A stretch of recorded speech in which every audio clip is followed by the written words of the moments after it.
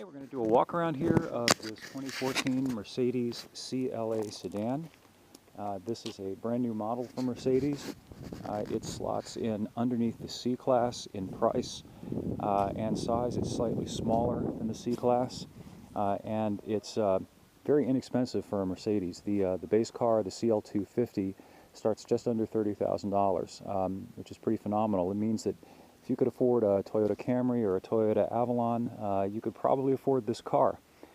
So Mercedes is trying to broaden their buyer base to include people who've always wanted a Mercedes but might not have been able to afford one before. And as you can see, unlike, say, the old 190s of the 80s, this car does not look like an El Cheapo Blue Light Special. In fact, I think it looks like more like a more expensive car than the C-Class. Compares very favorably to a lot of high-end cars. Very affordable, though. Something else that's interesting about it is that it's based on a front-wheel drive layout, and that's a first for Mercedes. And it's the only current Mercedes that is based on a front-wheel drive layout. 4MATIC all-wheel drive is optional, but you can buy this in front-wheel drive form. That's what this particular car is, a front-wheel drive car. It comes standard with a 2.0-liter turbo engine and 208 horsepower. There's also an AMG version of this car with two twin-scroll turbos, and the output on that one is up to 355 horsepower, and it'll do 0 to 60 in about 4.3 seconds, which is phenomenal. And what's even more phenomenal is that it's quicker than the V8-powered C63 AMG, and it gets close to 10 miles per gallon better. The C63 is a lot of fun to drive, but it's a hog. It sucks down gas more hungrily than my old Trans Am muscle car.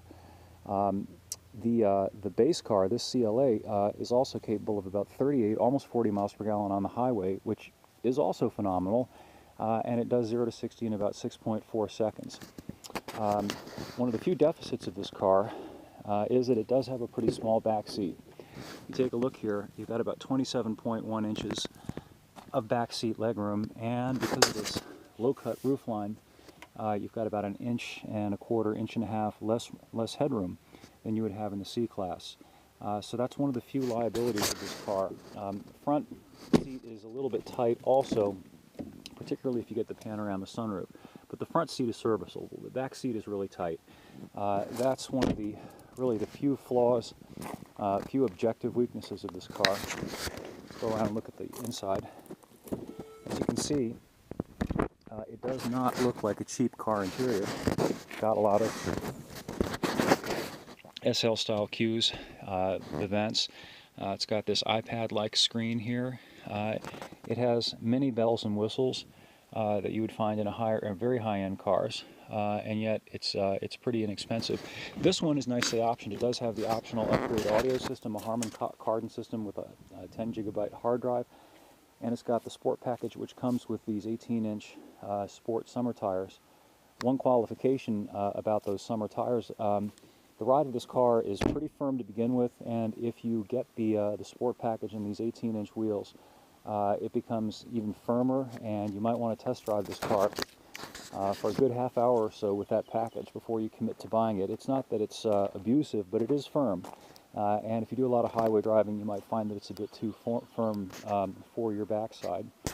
Another little issue with this car, due to the dramatic styling, due to that really aggressive rake, fastback glass, and the taper of the roof, is that your visibility of the outside world in this car is a bit less than it would be in a C-Class, but it really is a good-looking car. And I think the compromises are worth it, and I think Mercedes is probably going to sell a bunch of these cars. I really like the car a lot myself. At any rate, the full review is up over at epautos.com. Hope you come by and check it out, and leave any comments, thoughts, and we will see you next time. Thanks.